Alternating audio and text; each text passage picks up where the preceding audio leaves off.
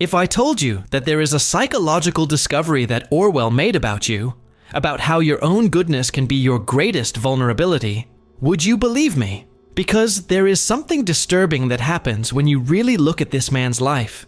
It's not just the story of a writer who criticized totalitarian regimes. It's the journey of someone who discovered a trap so subtle, so well disguised as virtue, that most of us live in it without realizing it. Think about it for a moment. How many times have you done the right thing and still felt empty? How many times have you followed the rules, respected conventions, acted like a good person, and yet something inside you whispered that something was fundamentally wrong? This isn't paranoia, it's intuition. Because George Orwell discovered something that goes far beyond politics or ideology. He discovered that our deepest need, to feel morally right, to belong, to be accepted as good people, can be turned into the most powerful tool of control there is. I'm not talking about conspiracy theories. I'm talking about something much simpler and much scarier. How our own goodness can be redirected to serve exactly what we despise. The story you're about to hear is that of a man who started out like many of us, wanting to do the right thing, wanting to belong, wanting to be a good person. But he gradually discovered that this need for conformist goodness was actually a psychological prison. And the most disturbing part?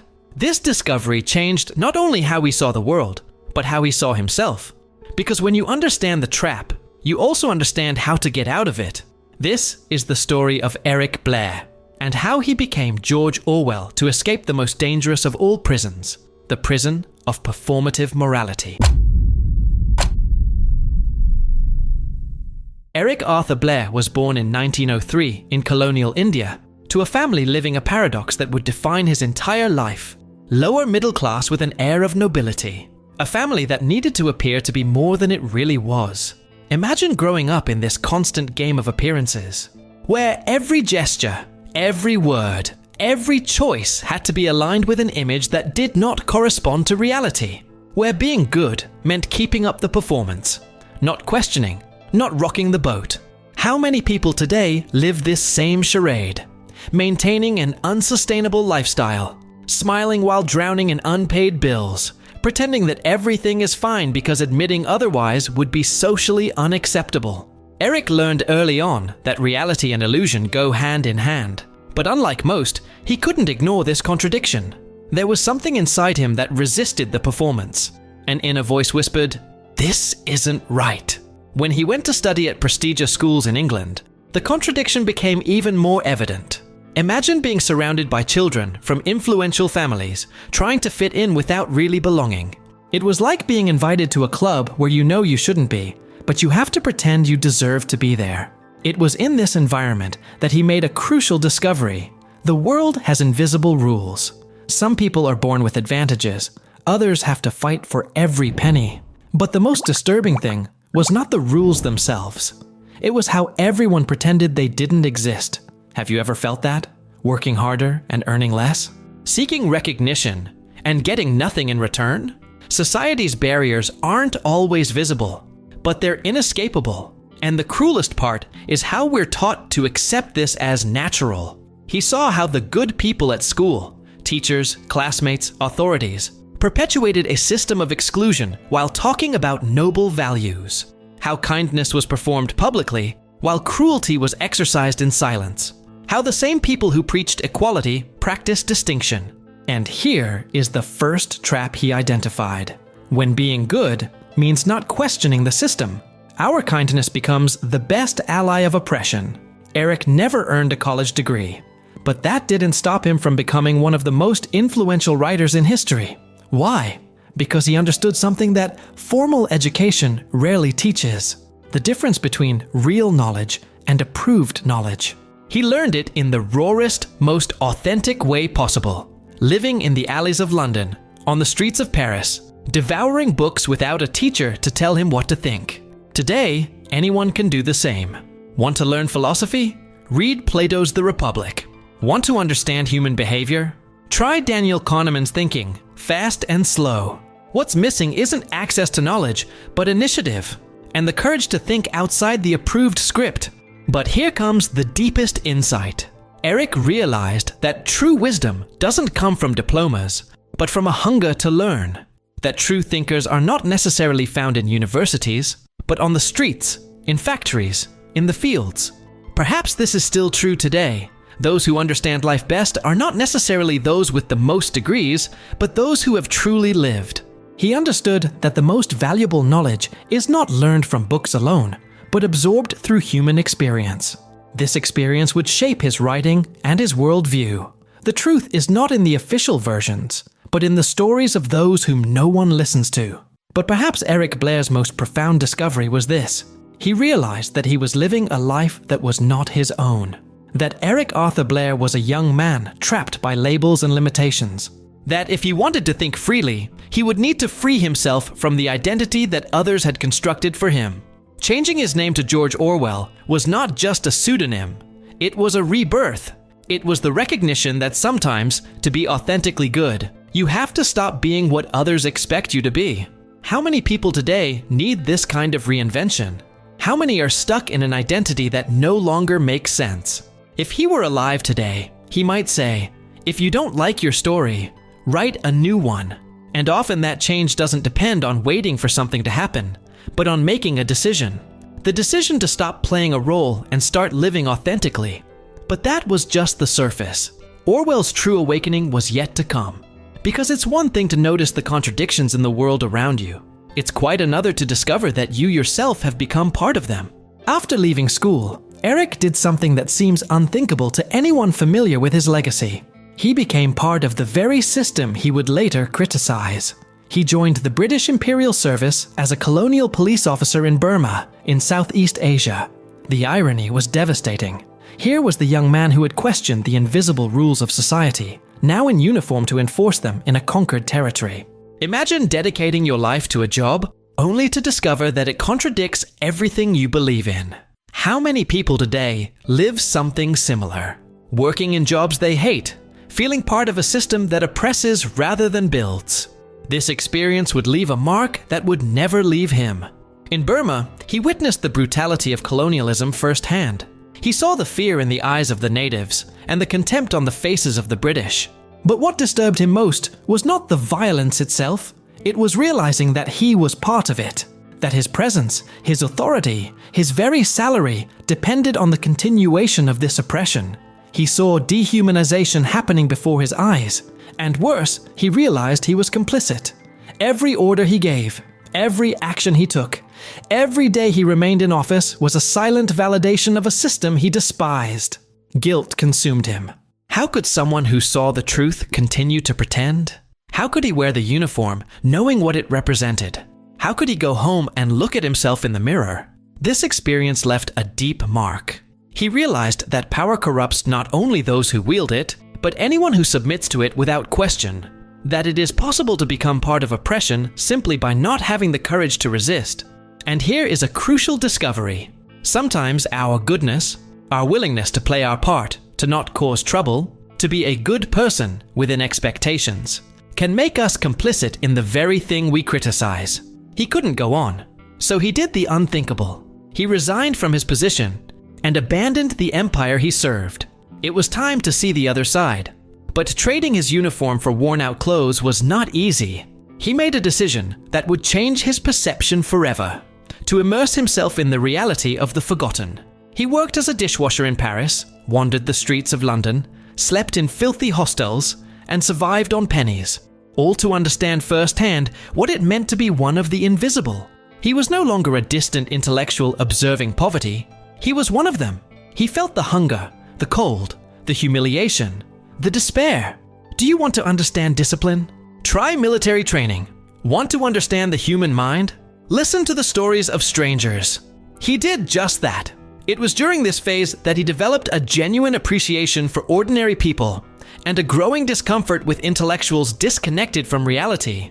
He realized that true thinkers are not in universities, but on the streets, in factories, in the fields. Perhaps this is still true today.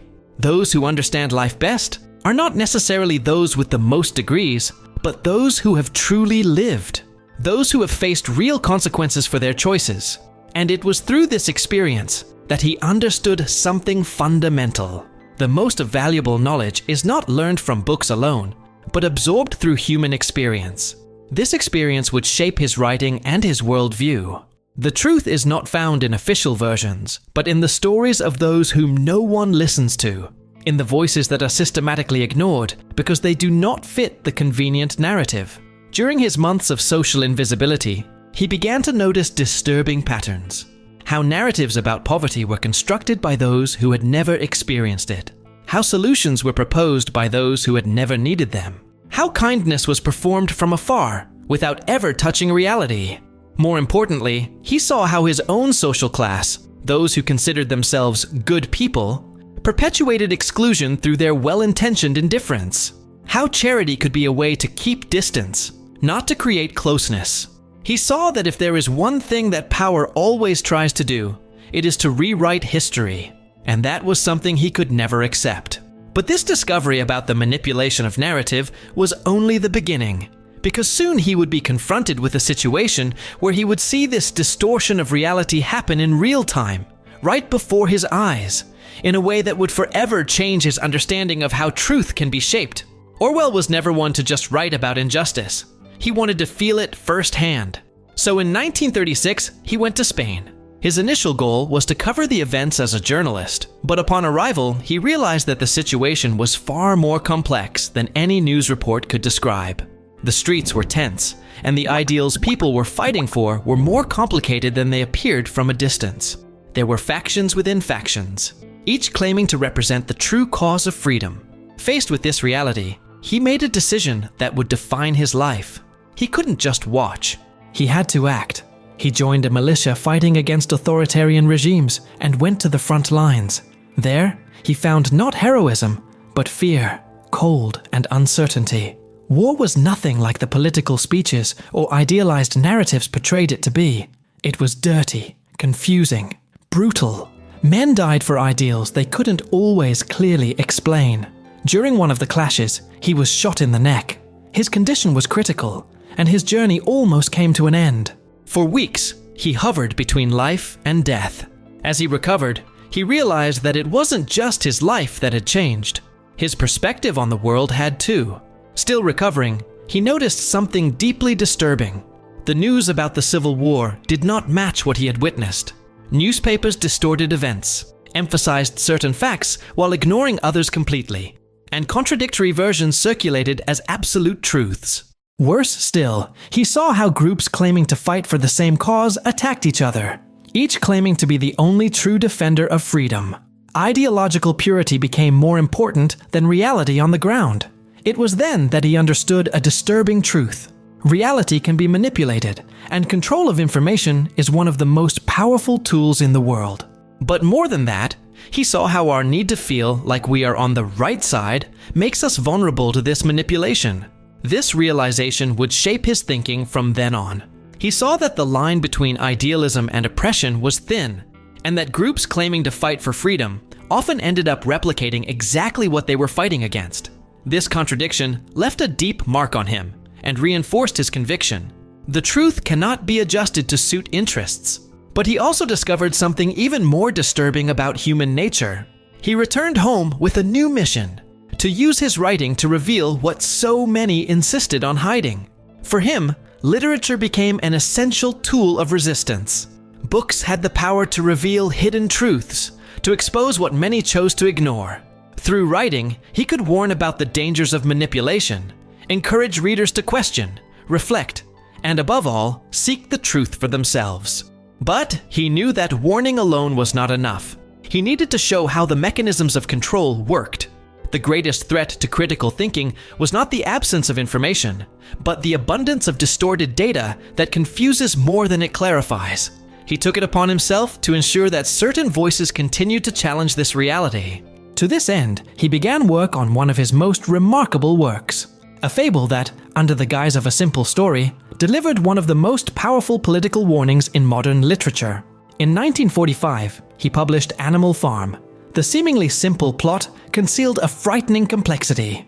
A group of animals expels humans from the farm and promises to build a new society based on equality.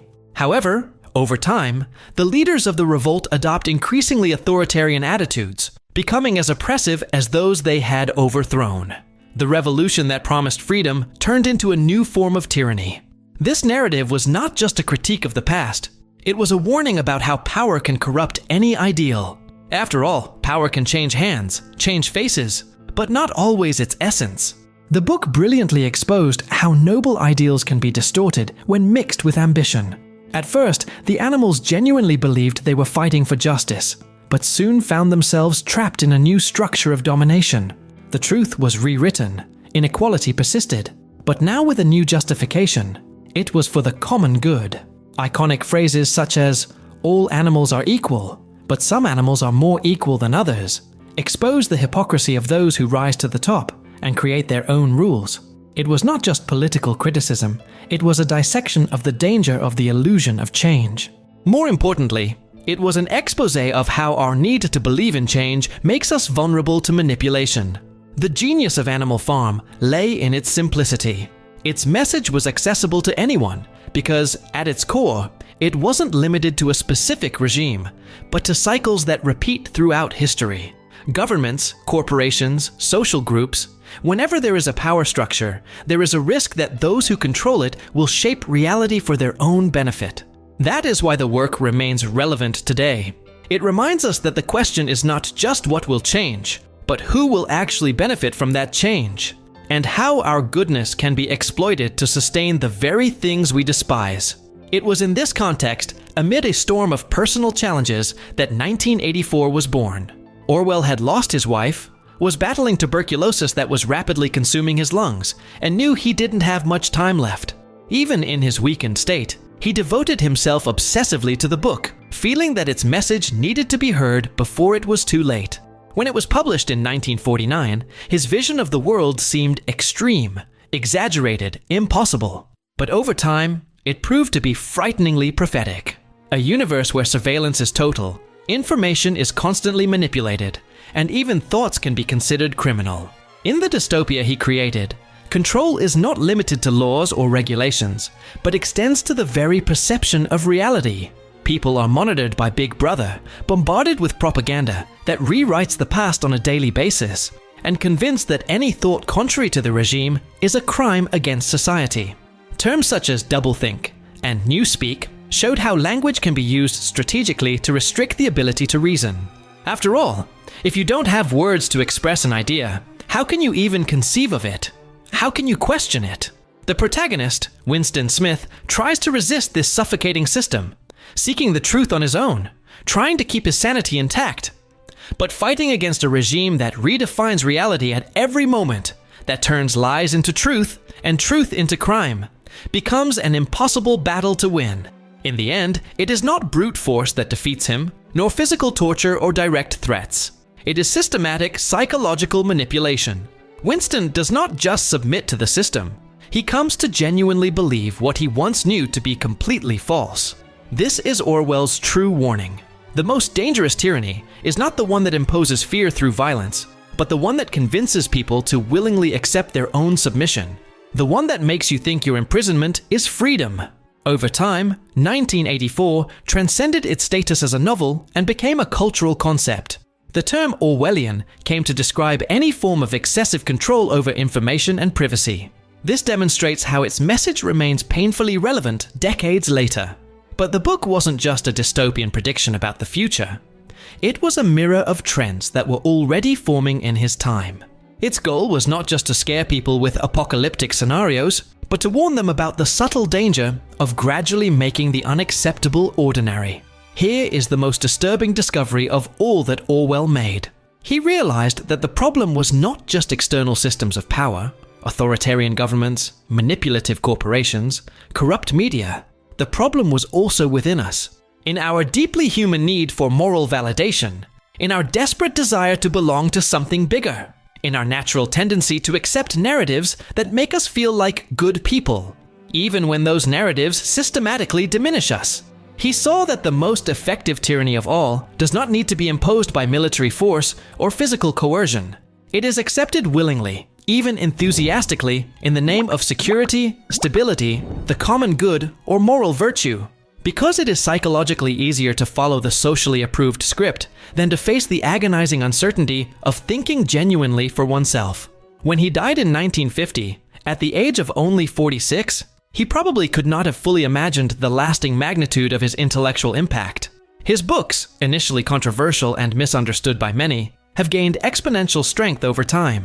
1984 and Animal Farm have been translated into dozens of languages and have become mandatory reference points in discussions about politics, philosophy, social psychology, and human nature. But his ideas are not always understood correctly. Many quote him superficially, without really absorbing the depth of his vision, conveniently reinterpreting his critiques to fit their own pre-existing political beliefs. This shows the paradoxical complexity of his legacy. His works are so powerful that they end up being appropriated in different ways by groups with completely opposing agendas. What keeps his works so universally relevant across the decades? The answer is devastatingly simple. He did not write only about specific historical events or particular political regimes, but about fundamental patterns of human nature that repeat cyclically across generations. If there is one thing his work teaches with crystal clarity, it is that truth should never be the exclusive monopoly of a single group, system, or ideology. The genuine pursuit of truth requires constant and courageous questioning, not passive acceptance and conformity. Authentic freedom begins with independent thinking. If we willingly give up that intellectual autonomy, it doesn't matter who is in political charge. We will always be vulnerable to any compelling narrative that persuades us that thinking differently is dangerous, immoral, or simply wrong. And perhaps that is its final and most powerful revelation. True rebellion is not against external systems of power, but against our own psychological need for external moral validation. Against our human tendency to trade intellectual autonomy for social approval. If you do not courageously seek your own truth, someone else will surely impose it on you. If you've made it this far, you've already taken a step beyond most people. You're subscribed to the channel, you watch the videos, you reflect on every idea. Now the question is, how far do you want to take this?